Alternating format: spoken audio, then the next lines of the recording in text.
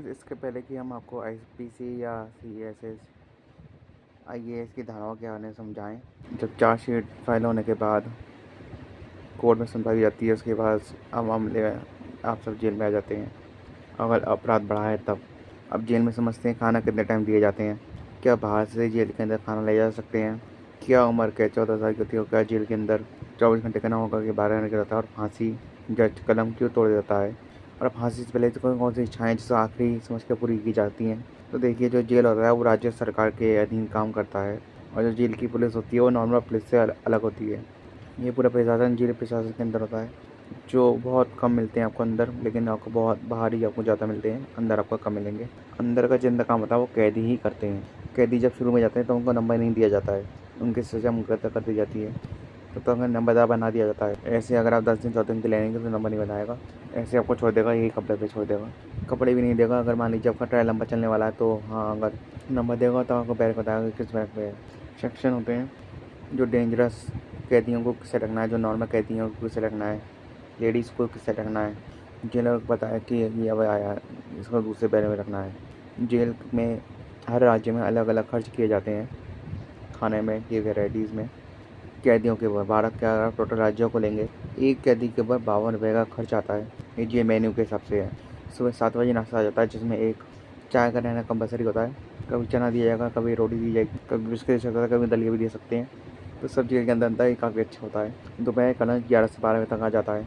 Lunch में अगर देखें तो 4 रोटी रहती हैं, थोड़ा चावल, थोड़ा दाल, थोड़ा सब्जी दी जाएगा। दाल इतना रहेगा कि वो पानी कितना पतला रहेगा। एकदम हल्का खाना दिया जाता है। रात का खाना आपको दिन के खाने के समय सेम रहता है। रात के वक्त में आपको चावल नहीं दिए जाते, रोटी जो 6 दी जाती हैं, दाल सब्जी दिया जाता है। नॉर्मल टाइप की सब्जी रहती है, जिसे खा के बीमार ना पड़े। रात का खाना उसी टाइम दिया जाता है, क्या रात को टाइम उसी में खाइए। रात को खाइएगा तो फिर आपको गर्म करने की जरूरत नहीं है, नहीं, क्योंकि कैदी इस खाने को बनाता है। इस खाने को जानबूझ कर हल्का नमक रखा जाता है, कि तेल नमक कम डाला जाता है, मतलब एसिडिटी चीज़ नहीं रखी जाती हैं ताकि ये बीमार ना पड़े।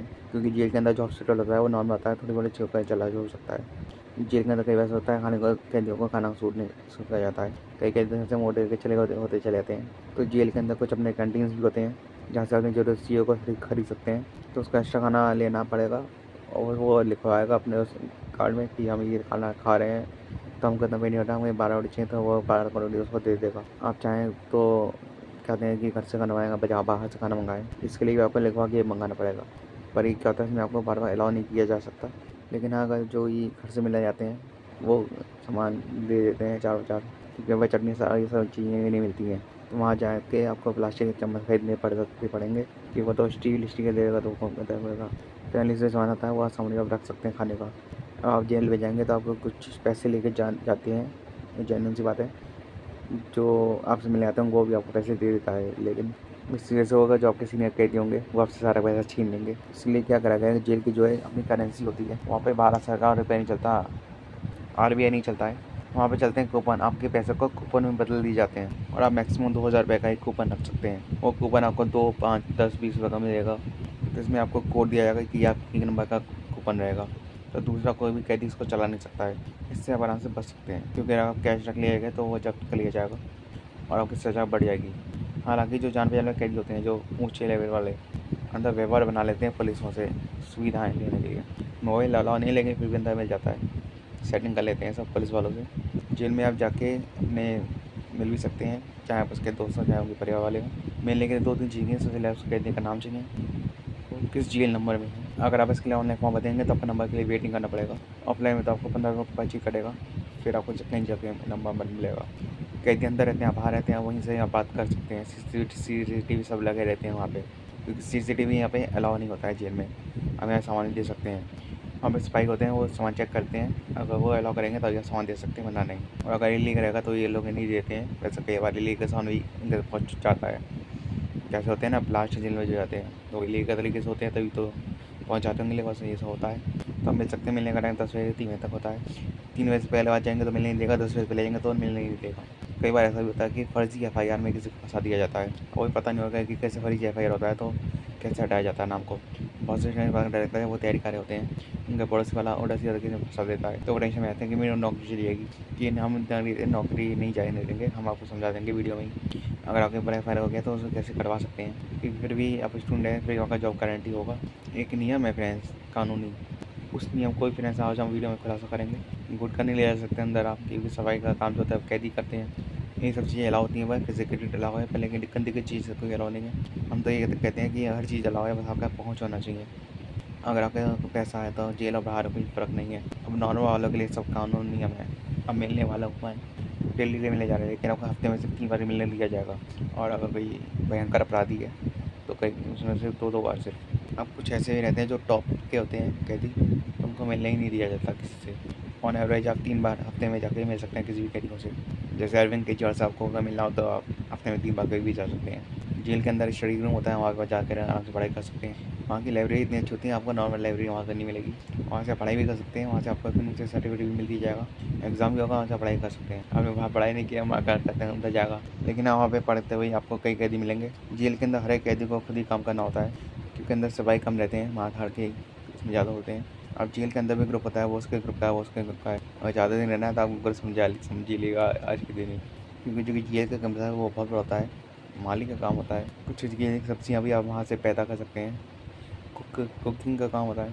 इसके अंदर कुछ फैक्ट्रीज होती हैं, यहाँ पे आपको कुछ सोफा कपड़े बनाने के लिए आते हैं। जो होली में कोला लगाते हैं तो वो भी इसके अंदर आप पीस के बना सकते हैं। कई सारे काम होते हैं जेल के अंदर भी। कुछ फैक्ट्री वाला काम है, इसको दिया जाएगा जिस उन्होंने कोर्ट को सज़ा सुना दी गई, लेकिन अगर कोर्ट ने सज़ा नहीं सुनाई, आपके मुकदमा ही चल रहा है, तब सर हल्का हल्का काम करवाएंगे। इस काम का आपको पर डे का 20 रुपये मिलता है, मतलब महीने का 600 रुपये मिल जाता है। आपको काम करना पड़ेगा, अगर काम नहीं करेंगे तो आप बदले में आपको एक बार पैसा देना पड़ेगा। ये पैसा एक बार लगता है कि जेलर में जब भी जाएंगे तो वो पहले पूछता है कि आप काम करेंगे या पैसे देंगे। अब जो पैसा देते हैं उसको हाथा कहा जाता है। तो ये हाथा का अमाउंट जो होता है वो डिपेंड करता है अलग अलग जेल पर, लेकिन एक ही बार इस हाथा को देना होता है। लेकिन अगर काम करेंगे तो अच्छा रहता है। ऐसा ही नहीं है कि आप कोई मर्डर करके जाइएगा, आपको कभी गलती से ही फंसाया जा सकता है। तो ये सब काम थोड़ा सा ईजी रहता है वहाँ पे। खाना थोड़ा अनलिमिटेड मिलेगा, आप जनता तो खा सकते हैं, ये नहीं होता। खाने की कैटेगरी अच्छी लगी जाती है आप लोगों की। अगर आप काम करेंगे तो आपका खाना गिन के मिलेगा, 4 रोटी 6 रोटी से ज़्यादा नहीं मिलेगा। तो काम करने वाले को कुछ अच्छी फैसिलिटी मिल जाती है। अब कई को लगता है कि जेल में जो एक दिन होता है वो 12 घंटे का होता है, ऐसा नहीं है।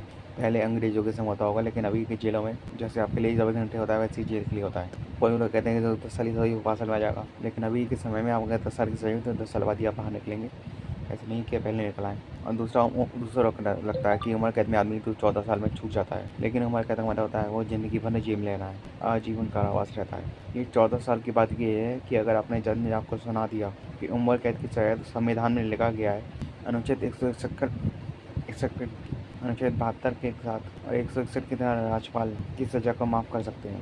तो ये जो 14 साल का बना गया है, राज्यपाल और राष्ट्रपति 14 साल से पहले माफ़ नहीं कर सकते। तो बहुत से ऐसे लोग कैदी होते हैं जो 14 साल जेल में बेकरार रहते हैं।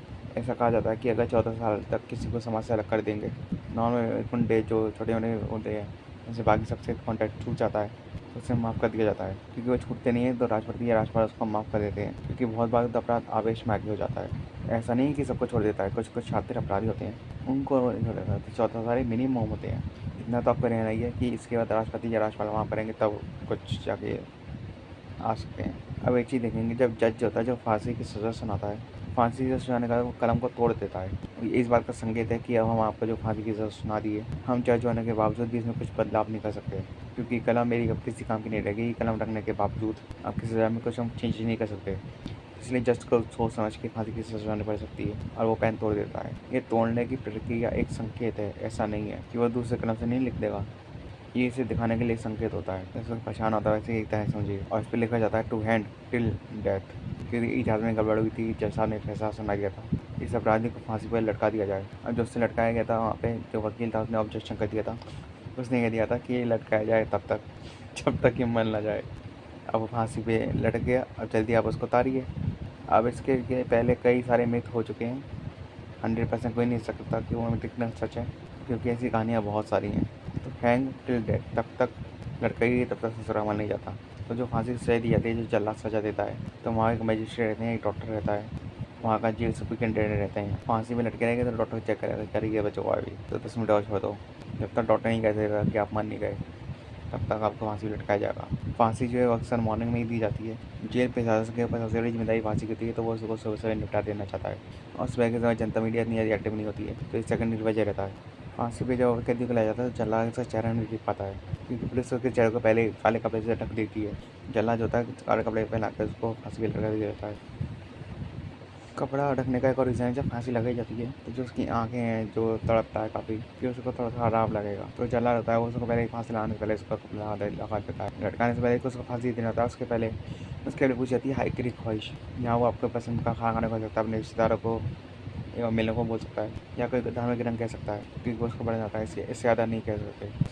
कोई ख्वाहिश पूरी नहीं किया जाए, कैसे नहीं किया जाता, हमको मस्ती में घुमा दीजिए, ये मानने वाला होता है, इसकी ख्वाहिश क्या बची रहती है। जब ये जल्लाद इसको फांसी दे जाता है तो उसे कानों में कहता है मुझे तो माफ़ करना, ये तो हमारी मजबूरी है, भगवान के लिए मुझे माफ़ कर दो, अल्लाह के लिए मुझे माफ़ कर दो, अपने भगवान का वास्ता जिससे उनका ये अपराधी है, क्योंकि इसमें जल्लाद का दिक्कत है तो जज ने सजा दी है, फांसी का जो बड़ी होती है वो कुछ मान के लिए चली जाती है।